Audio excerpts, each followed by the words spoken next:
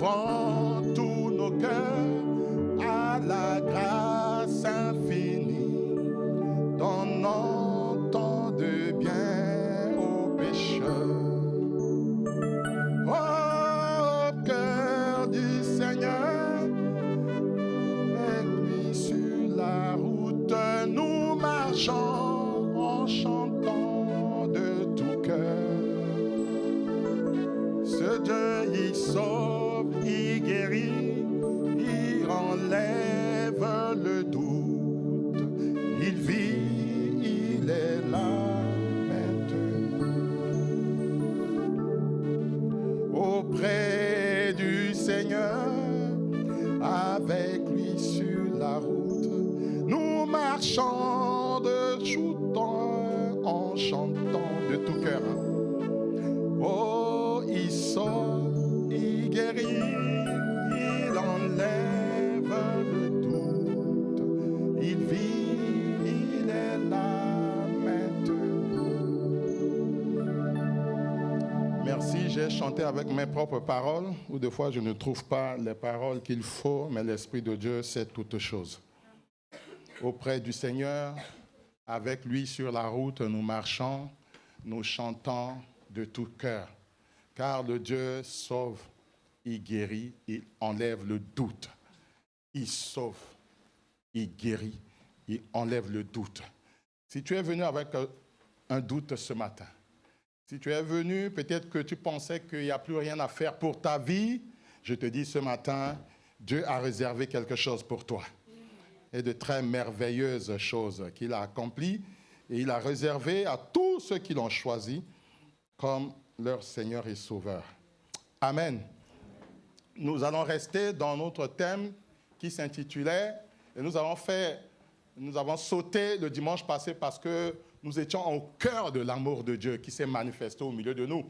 Cet amour s'est manifesté, s'est concrétisé par l'union des deux êtres merveilleux qui sont là. Amen. Et il était question pour l'Église de se rappeler, de faire rappel à l'amour de Dieu. L'amour de Dieu dans notre union, nous les anciens, l'amour de Dieu pour toi qui as choisi de vivre avec Jésus-Christ, tu l'as choisi comme ton Seigneur et ton Sauveur, où tu représentes l'Église, l'épouse de Jésus-Christ, où cet amour devait aussi te concerner. Toi qui n'es pas marié, mais tu t'es marié avec Jésus. Et donc nous revenons encore, donc nous rechutons encore sur le thème que l'apôtre nous a déroulé pendant 2-3 semaines, la pertinence de la présence manifeste de Dieu. Qui se rappelle encore de quelques paroles? Amen. Ah, voilà. Et aujourd'hui, nous allons voir ce qu'est la présence agissante de Dieu. Dans la pertinence de la présence manifeste de Dieu, il y a la présence agissante de Dieu. Donc nous pouvons dire aussi la pertinence de la présence agissante de Dieu dans ta vie. Amen. Naturellement, le Robert nous envoie quelques définitions en disant que cette pertinence n'est qu'une qualité de ce qui est pertinent. Je vois qu'il y a une tautologie, pertinence, qualité de ce qui est pertinent. On ne comprendra pas. Et il veut parler de la logique de quelque chose. La logique de la présence de Dieu. La présence parfaitement appropriée de Dieu dans l'Église. Et quand nous amenons les synonymes pour voir qu'est-ce qui peut encore élargir ta connaissance, hormis ce que aussi le Saint-Esprit va te révéler, on parle de l'acuité agissante de Dieu, de la présence de Dieu. On parle aussi du discernement. Est-ce que tu discernes la présence de Dieu? Est-ce que tu la discernes, cette présence? On parle aussi de la fitness de la promesse de Dieu, de la présence de Dieu. La présence de Dieu a une fitness.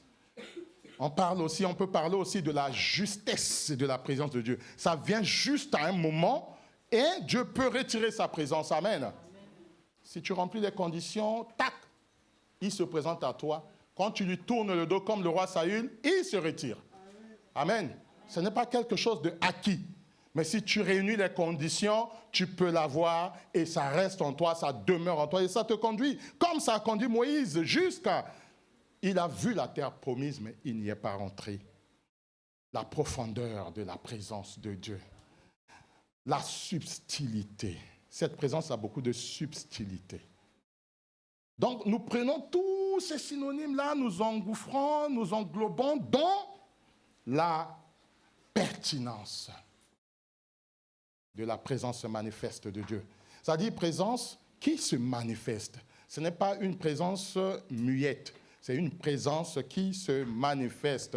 C'est pour cela, dans Matthieu chapitre 18, verset 20, je lis vite fait, il est dit que, car là où 2 ou 3 s'assemblent, ou se rassemblent au nom de Dieu, il est au milieu d'eux. Il demeure, il reste, il réside pour écouter leurs prières. Alors, vous allez me dire, mais donc, le quorum, bien sûr, est largement atteint ce matin, mais donc moi seul, je ne pourrais pas avoir la présence de Dieu. Non. Sinon, il n'aurait pas dû dire, Jésus n'aurait pas à vous demander, si tu veux prier, si tu veux rencontrer le Seigneur, entre dans ta chambre. Matthieu le dit, je l'avais cité ce matin en intercession, va dans ta chambre. Va dans ton lieu secret. Va là où les conditions sont réunies. Il y en a qui ont beaucoup de pièces, ils ont réservé une pièce. Ça s'appelle la pièce de prière, la chambre haute. Il y en a, c'est un coin de bureau. Il y en a, c'est au coin du salon. Je vous dis, tout ça c'est bien. Mais la profondeur de cette parole, c'est que entre en toi-même. Ferme toutes les portes qui peuvent t'embrouiller, qui peuvent t'ennuyer. Toutes les portes des pensées, des agitations, des trucs qui viennent te perturber, des pensées, voilà, que quelqu'un t'a insulté. Ferme toutes les portes à d'autres pensées et sois connecté à l'Esprit de Dieu. Donc, va dans ton intérieur, fort intérieur, dans ton cœur. On peut encore parler de l'intimité. Ce n'est pas un moment où je vais passer avec ma femme. Il y a des moments que je peux passer avec ma femme pour prier. Il y a des moments où je rassemble les enfants pour prier. Bien aimé, il y a des moments où tu as besoin de rencontrer le Seigneur seul. Seul. D'homme à homme. Nez à nez. C'est une histoire de cœur. Tu ne connais pas le cœur de ton partenaire.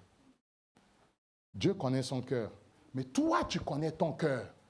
Va dans ton cœur. Entre en intérieur, entre dans le secret, entre dans le péché que tu as fait, que ta femme ou ton mari ne savait pas. Entre en toi-même et dis à ton Père, dans le secret, pourquoi tu es venu le rencontrer. Et la Bible déclare que lui qui exerce dans le secret, il sera avec toi. Amen. Lui qui est dans le secret, lui qui a agi dans le secret pendant que David était au champ, oublié, il a travaillé en secret là-bas, dans l'intimité que David cultivait avec son Dieu. Et il rendra publiquement votre relation. La fin du verset dit ça. Et ton Père qui est dans le secret écoutera, t'exaucera et rendra publiquement ta connexion avec lui. Amen. Et c'est cette connexion-là que je suis venu te parler ce matin. Car si la présence de Dieu doit agir dans ta vie, il y a une manifestation. D'où on parle de la présence manifeste de Dieu. Ce n'est pas une présence timide, une présence emprisonnée, mais c'est une présence qui va se manifester si réellement tu cultives l'intimité avec ton Dieu. Nous allons lire Exode chapitre 33, versets 12 à 23. C'est le texte de base, c'est un texte que nous avons lu, rélu, et ça sera gravé dans ton cœur. C'est la relation de Moïse avec Dieu. Hormis ce que nous allons lire ici, il y a longtemps que Dieu s'est manifesté à Moïse quand il a appelé Moïse dans le buisson ardent. Moïse ne savait pas qui était dans ce buisson. Il se détourna pour voir derrière le buisson, est-ce qu'il y a quelque chose? Mais l'Éternel lui a dit non, c'est moi l'Éternel Dieu. Ôte les souliers de tes pieds et avance car ce lieu est saint. Tu ne peux qu'entrer dans la présence de Dieu. C'est le lieu saint. C'est en enlevant toute souillure, tout ce qui peut entacher cette présence. Il est tellement bon, il ne conçoit pas voir le mal. D'où quand tu veux entrer dans la présence de Dieu, prends l'exemple des anciens. C'est lui qui a dit à Moïse, avant de t'approcher pour m'écouter, débarrasse-toi de là où tu as piétiné, des lieux que tu as fréquentés, des endroits que tu as foutu ta vie, peut-être dans le passé, de personnes avec qui tu as marché. Ils sont pas, si ces personnes ne sont pas de bons témoignages, débarrasse-toi. Il était question de Moïse avec Dieu. Il n'était pas question de la maman de Moïse ni de Aaron. Il était question d'un homme avec Dieu. Et ce matin, je viens te dire, nous sommes nombreux, mais il est question de toi, personnellement, avec ton Dieu, si tu fais ce qu'il faut. Nous allons lire cette parole qui dit, je disais, Exode chapitre 33, versets 12 à 23, « Moïse prie l'Éternel d'accompagner son peuple. » Il a prié l'Éternel pour demander à l'Éternel d'accompagner son peuple. Moïse dit à l'Éternel, « tu me demandes de conduire ce peuple, mais tu ne me fais pas connaître qui tu enverras pour m'accompagner. » Je préfère le commenter en même temps.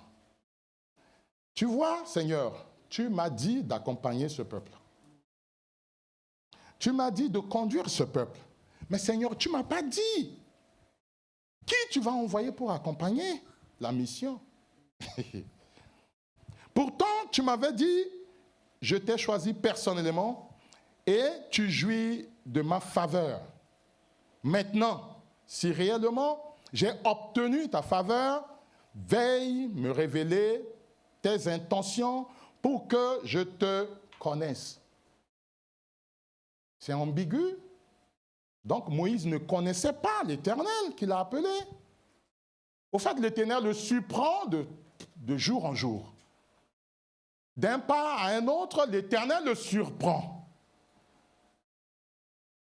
D'une main manifeste à une autre, Moïse ne sait pas. Moïse ne sait pas. Si Moïse ne savait, Dieu ne serait pas Dieu. Mais parce que Dieu n'arrête pas de surprendre ce prophète, ce grand prophète. Et voilà encore, Moïse va demander, montre-moi tes intentions. Mais c'est le même Dieu qui a dit à Moïse, va libérer mon peuple. Tu l'amènes dans le désert pour que ce peuple m'adore. Une parenthèse, le désert n'est pas synonyme de souffrance. Le désert, c'est un lieu sec, un lieu de sécheresse où il n'y a pas d'eau, il n'y a pas à manger, il n'y a rien pour que toi, tu te connectes à ton Dieu. C'est un moment de jeûne et prière. Au fait, tu t'abstines de tout. Tu refuses tout pour te connecter et louer ton Dieu. Tu purifies ton cœur et ton âme. La mission était de sortir, d'aller dans le désert pour louer. D'où Moïse pouvait dire à Pharaon, l'Éternel a dit, laisse aller mon peuple dans le désert pour m'adorer. C'était pour adorer, ce n'était pas pour souffrir. Pourquoi la souffrance? Point d'interrogation. Nous continuons la suite du verset 13. Alors, j'aurai vraiment ta faveur. Si tu me fais connaître tes intentions, c'est alors là que moi, Moïse, je saurai que j'ai ta faveur. Et considère que ce peuple-là, c'est ton peuple. Waouh! C'est bizarre. Moïse, grand prophète, qui dit au Seigneur, montre-moi tes intentions. Et en me montrant tes intentions, je saurai qui tu es. Et je saurai aussi que ce peuple est le tien. Il reste homme. Bien-aimé, c'est un grand prophète qui reste homme aussi, dans sa relation avec Dieu. Et Dieu répondit, je marcherai moi-même avec toi. Il a dit, côte à côte. Il n'y a pas une place où Satan va s'ingérer là-dedans. Je marcherai avec toi. Avec Moïse, Dieu marchait. Ce sont des compagnons. Je marcherai moi-même avec toi dans cette mission. Pour te rassurer.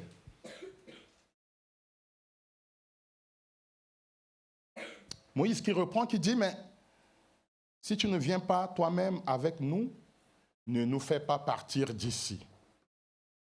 Moïse est conscient que l'Éternel peut marcher avec lui. Mais ce peuple, il a une conviction de ce Dieu qu'il a rencontré déjà. Il accepte cette parole. Mais, Moïse dit, mais, ce peuple, si toi-même tu ne prends pas de devant, tu les connais mieux que moi-même. C'est un prophète qui a eu la révélation de qui était ce peuple. Et Moïse dit, non, ne nous fais pas partir si toi-même tu ne viens pas avec nous.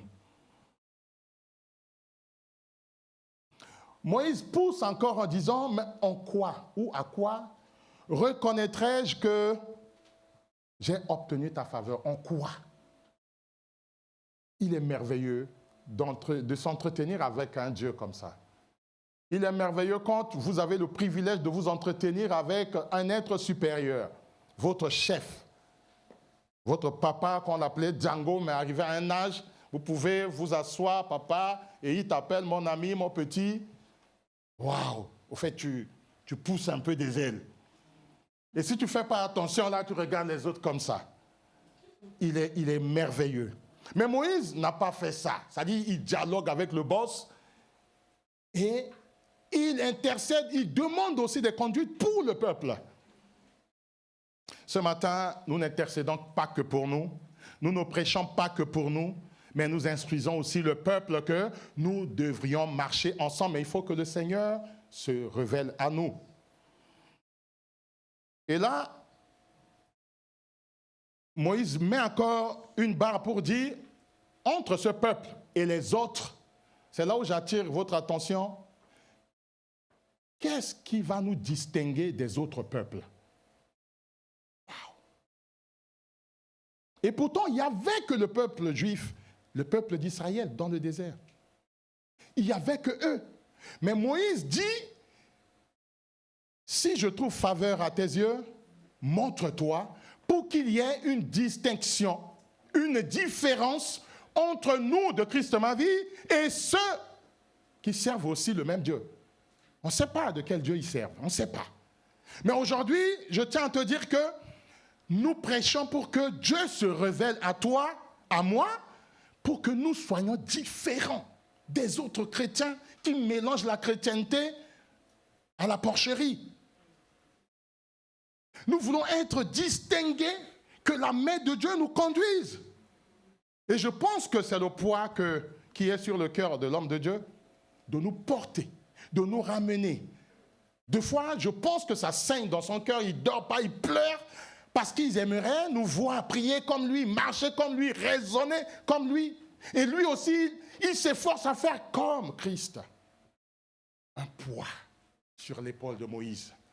Un poids sur les conducteurs que nous sommes. Un poids sur toi qui représente Christ dans ta famille. Un poids sur toi qui es responsable de ta famille. Un poids, enfant de Dieu, qui est à l'école. Les enfants, vous m'entendez?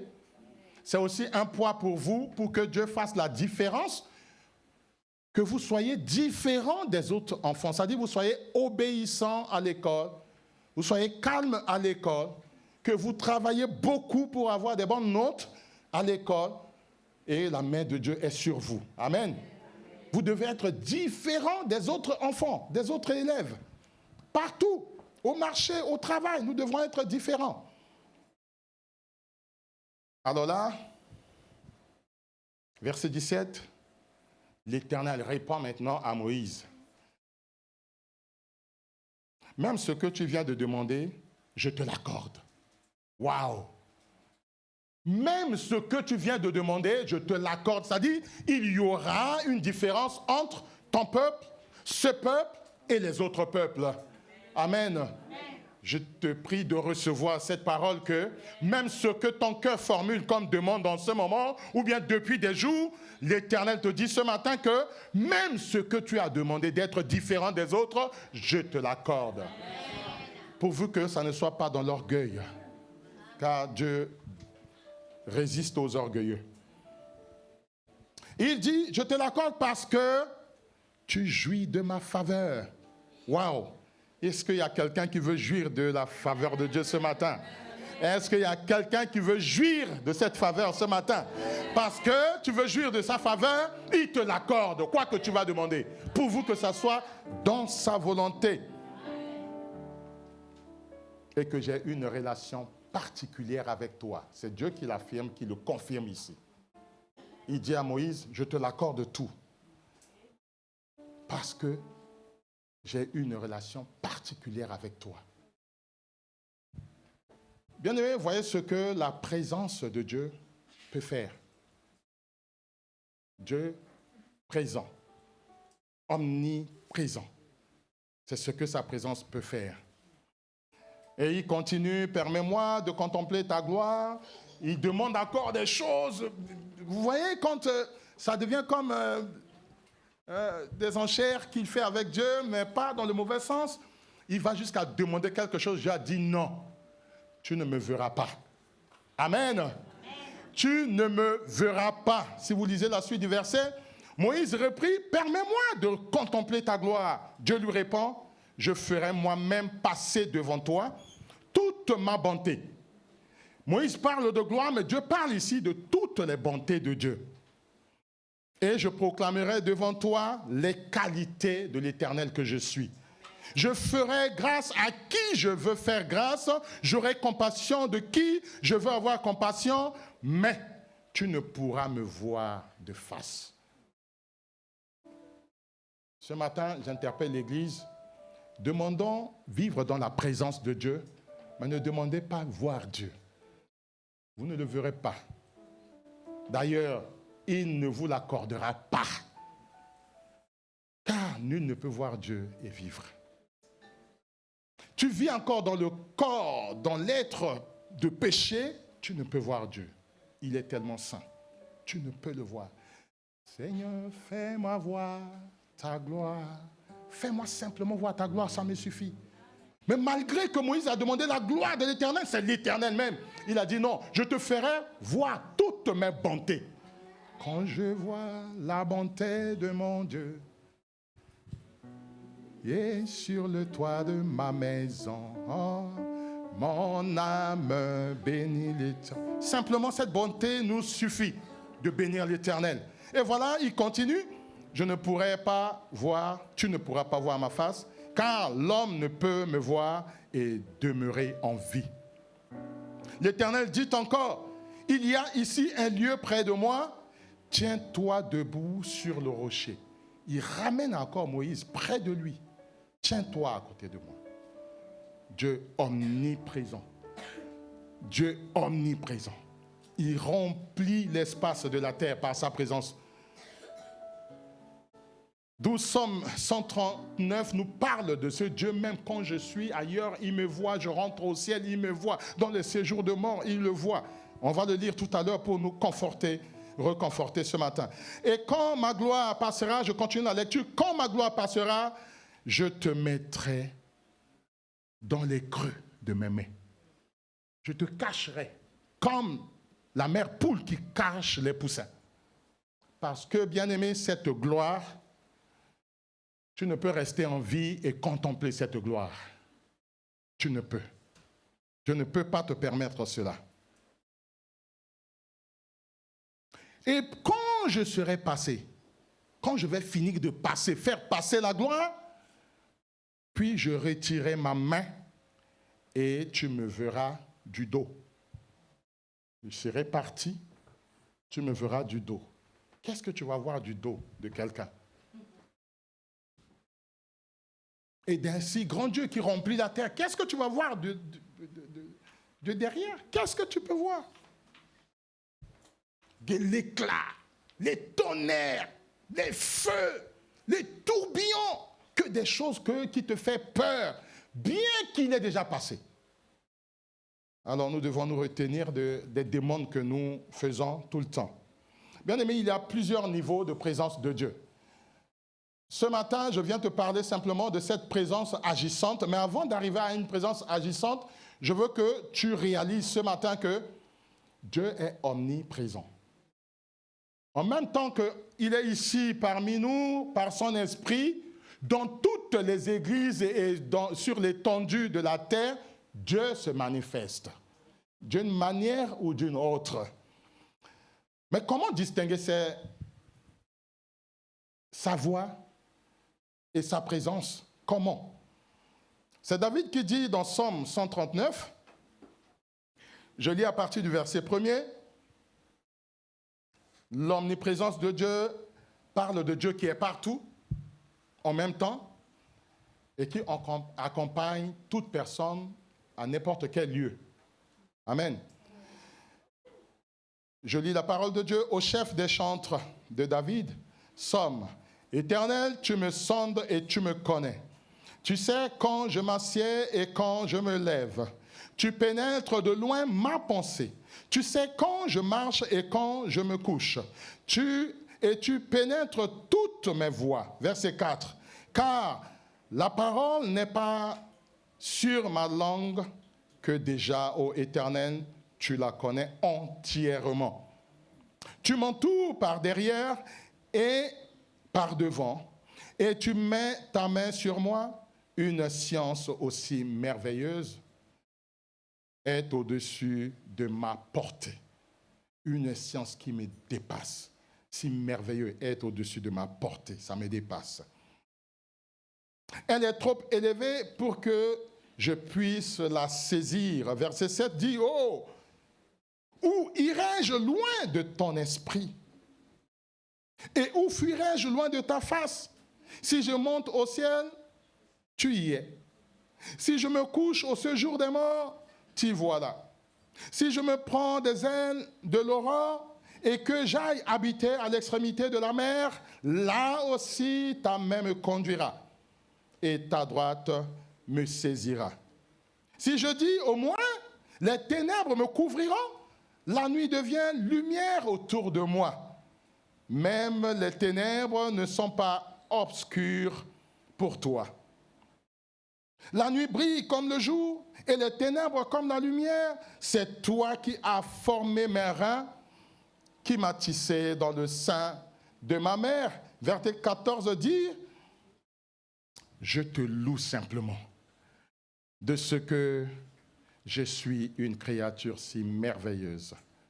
Tes œuvres sont admirables et mon âme le reconnaît bien. Amen. Amen. Moi, mon âme le reconnaît. Ce verset, c'est une déclaration. Ce verset, c'est un dépassement de qualité de quelqu'un qui était appelé roi. Ce verset, c'est un débordement de ce qui est dans le cœur. Ça dit, il est dépassé parce que partout où il pourrait aller, l'Éternel s'y trouve. Qui explique l'omniprésence de Dieu. Avant de te connecter à ce Dieu, sache que si tu veux aller pécher, il est là-bas. Si tu veux descendre dans le séjour de mort pour faire tes gris-gris, il est là-bas. Si tu veux aller prendre les cornes ou bien les ossements pour venir nourrir ton calebasse, Dieu est là-bas. Si tu dis, bon, à la maison, ça ne va pas, c'est au travail, comme l'apôtre a si bien dit que Marguerite met ces trucs-là ici, et c'est au travail, Dieu aussi est là-bas. Il y en a qui fuient la France, ou bien là où ils habitent, emmènent des femmes dans un autre continent, Dieu est là-bas. Et il y en a aussi qui fuient leurs hommes, qui emmènent d'autres hommes de l'autre côté. Dieu est là-bas. Si je pique dans la caisse de mon travail, Dieu est dedans. En fait, qu'est-ce qu'on ne pourrait pas dire? Il est partout. David va jusqu'à dire, dans les séjours de mort, ça dit, tu es enterré. On a fermé le trou. Dieu est dedans.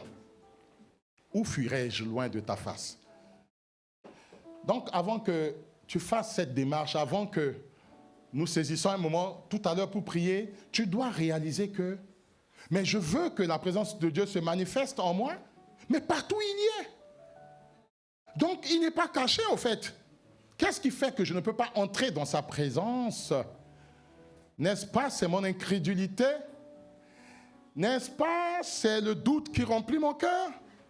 N'est-ce pas, je suis trop philosophe ou scientifique? Waouh! quand il les entend philosopher. Il y a même un là qui a philosophé, il continue à philosopher, boum, il est tombé dans le trou. Un philosophe. Tellement qu'il a pensé, il est parti loin, il a perdu sa tête. Il se retrouve dans un trou. Il y a un comme Pascal qui a fini par devenir bon. En fait, quand Dieu existe, je pense que c'est lui qui est devenu prêtre ou abbé. Il y en a beaucoup comme ça qui sont revenus à la réalité, à la vérité qui est la parole de Dieu. Bien-aimé, aujourd'hui aussi, tu continues à philosopher, à ramener les méthodes expérimentales. Tu vois, tu entres dans ton laboratoire scientifique. Si l'esprit existait. En fait, du moment où tu commences à mettre le si, tu t'éloignes au fur et à mesure. Parce qu'il se révèle à qui il a dit ici. Je me révèle à qui et je fais grâce à qui je veux. Mais avant de faire grâce à qui il veut, il connaît l'état de ton cœur. Donc il ne peut que te faire grâce parce que tu es disposé. Amen. Et cela nous pousse aussi à lire aussi dans Jean chapitre 14, verset 21, celui qui a mes commandements et qui les garde, c'est celui-là qui m'aime. Et celui qui m'aime sera aimé par mon Père, et moi aussi je l'aimerai et je me ferai connaître à lui. Dans la version Darby dit, et je me ferai et je me manifesterai. Présence manifeste. Celui qui garde mon commandement, mes commandements, celui qui s'approche de moi, celui qui entre en moi, dans ma parole et s'assied dans ma parole, je me ferai connaître. Je me laisse découvrir. Je vais manifester mes bontés dans sa vie. Et cette manifestation n'est autre que l'expérimentation de l'existence de Dieu. Tu expérimentes, Dieu se manifeste en toi et tu commences à l'expérimenter par des guérisons, par des impositions de main, par des paroles qui sortent de ta bouche comme de l'oracle pour saisir la vie de quelqu'un, pour arroser la vie de quelqu'un.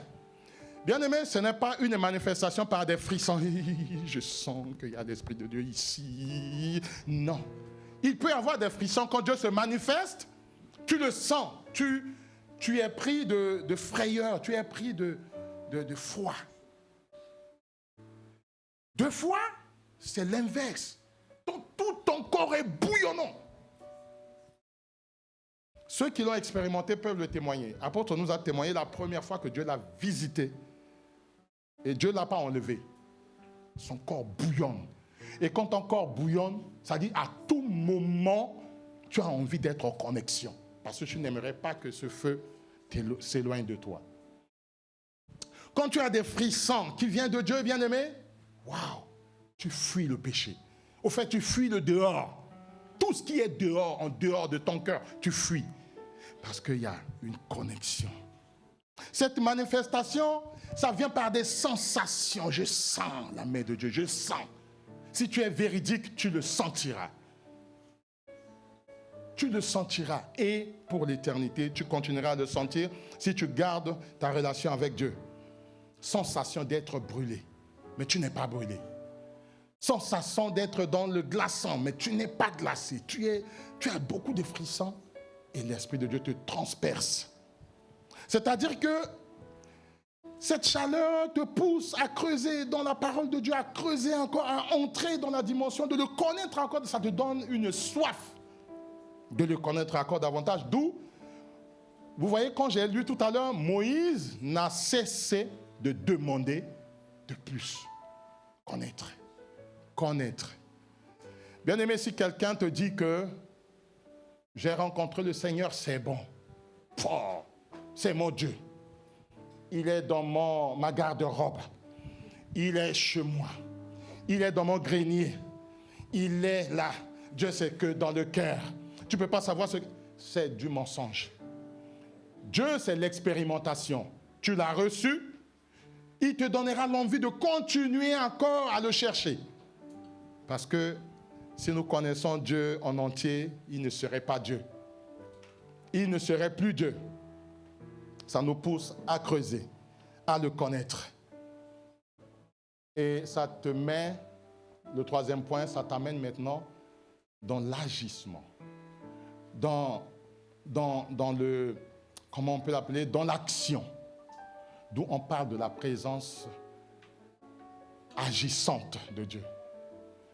Il est manifeste, ça se manifeste d'une manière ou d'une autre.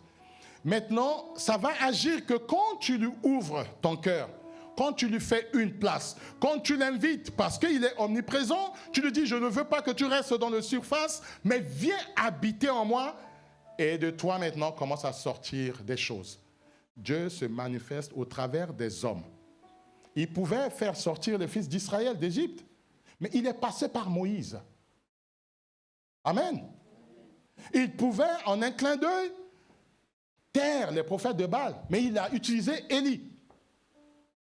Il pouvait aller de l'église en église pour les exhorter, mais il a utilisé Jésus, qui a rencontré aussi Pierre, qui va rencontrer aussi Saul sur le chemin de Damas, pour les envoyer, pour les utiliser.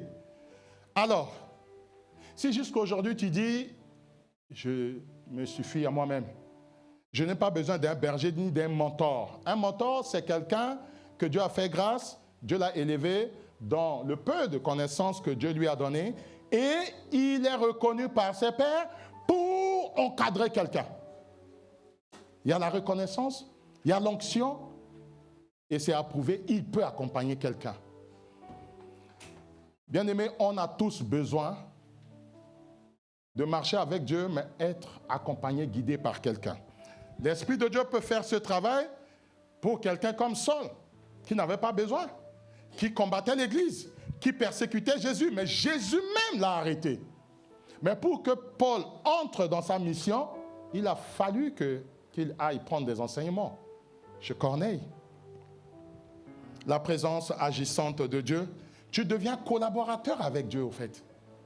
Il collabore avec toi pour que sa présence, sa puissance se manifeste.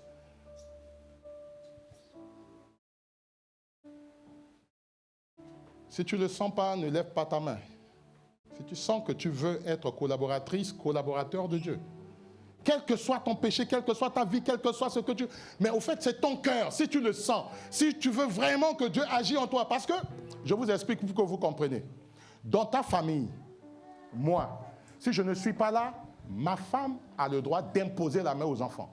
Donc, si elle n'entre pas dans la collaboration avec Dieu, mais je partirai avec mon portefeuille, mon pouvoir, ma puissance, ce que Dieu m'a donné, je partirai avec.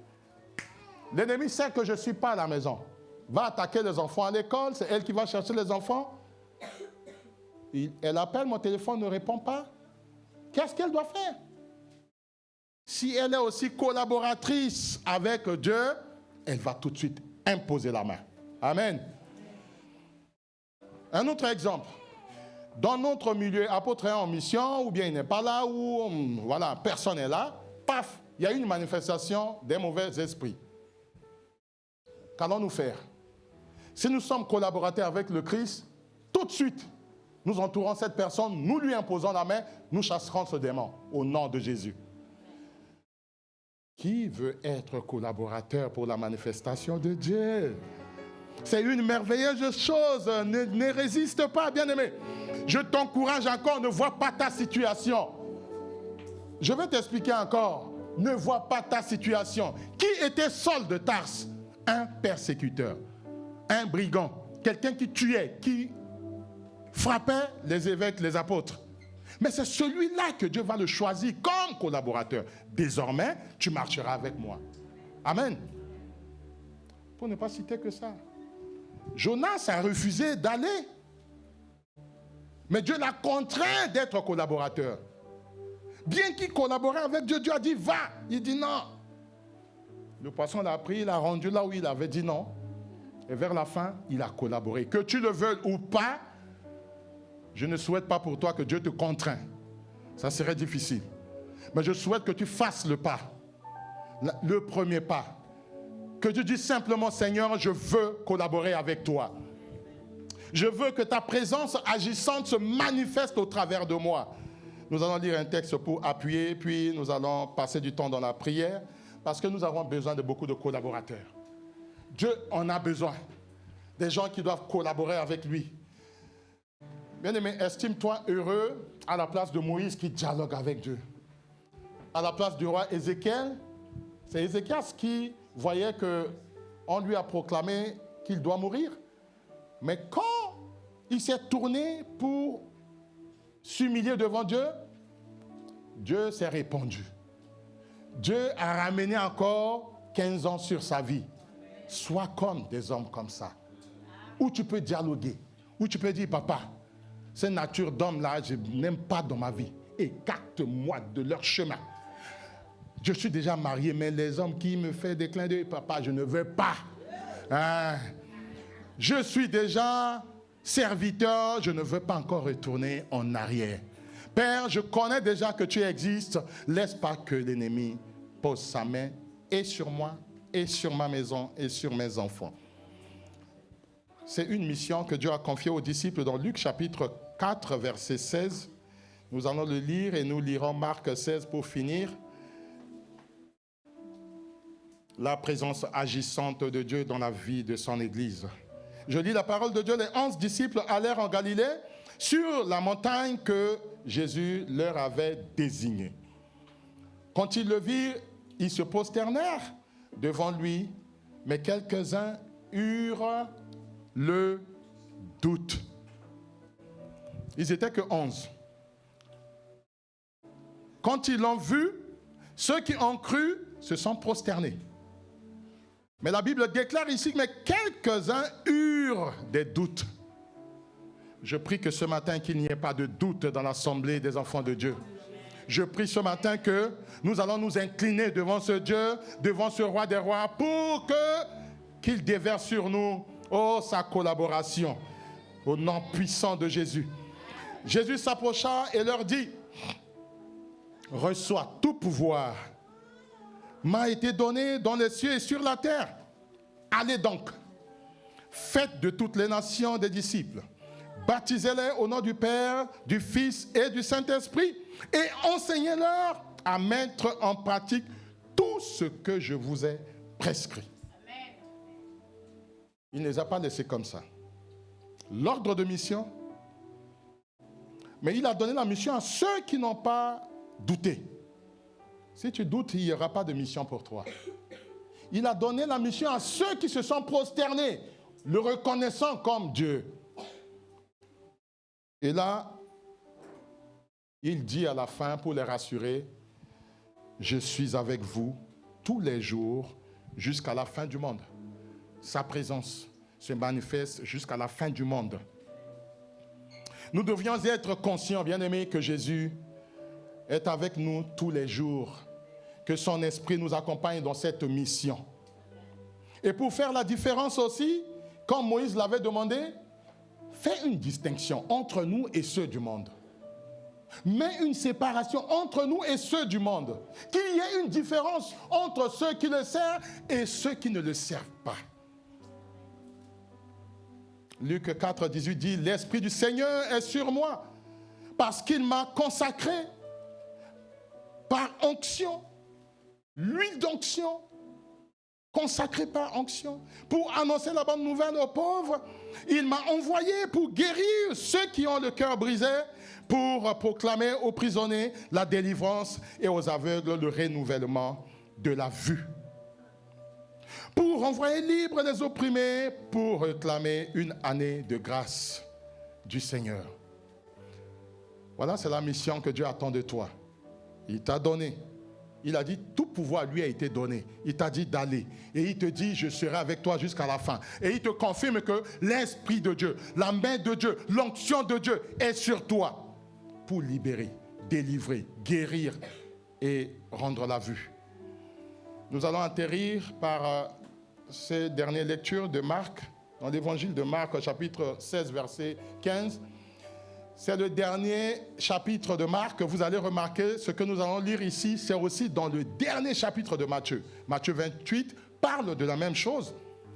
Ça dit, à la fin de la mission de Jésus, il nous a confié sa mission. Il est allé jusqu'au bout. Et nous devons prendre le relais. Amen. Puis il leur dit, allez par tout le monde et prêchez l'évangile à toute la créature. Celui qui croira. C'est celui qui croira. C'est celui-là qui sera baptisé. Ça dit, s'il ne croit pas, il ne sera pas baptisé. Il faut croire avant d'être baptisé. Et c'est celui-là qui sera sauvé. Tu ne crois pas, tu n'es pas baptisé et tu estimes que tu seras sauvé. Dis-moi par quel moyen? Celui qui ne croira pas sera condamné. La suite du verset. Et voici les miracles qui vont accompagner ceux qui auront cru. Il te dit, toi qui crois ce matin, toi qui veux que Dieu se manifeste par sa présence en toi, voici les miracles qui peuvent t'accompagner. C'est-à-dire, au nom de Jésus, tu imposeras les mains aux malades, tu chasseras les démons, tu parleras des nouvelles langues, tu prendras les serpents et s'ils boivent quelques breuvages mortels, il ne te fera pas du mal. Tu imposeras les mains aux malades et les malades seront guéris. Et parfois, quand nous voyons ces choses, c'est devenu spectaculaire, comme si c'était pas écrit, comme si c'est de l'invention, comme si c'est un théâtre. Mais tout est écrit. Sauf ceux qui sont allés prendre de la magie blanche ou prendre quelque chose là où ils ne devraient pas et qui veulent se substituer à la puissance de Dieu. Mais si Dieu se manifeste, bien-aimé, toi et moi, nous avons cette capacité d'imposer la main. Les malades seront guéris, si seulement tu crois. Mais si tu es incrédule dans ton cœur, si tu dis ça ne peut pas se faire, ça ne se fera pas. Premièrement, il faut croire que Dieu existe. Premièrement, il faut croire qu'il a reçu le pouvoir et il t'a transféré ce pouvoir. Premièrement, tu dois dire, mais tu es mort et ressuscité, je dois aussi entrer dans les eaux de baptême et laisser mon ancienne vie dans les eaux de baptême et ressusciter avec toi.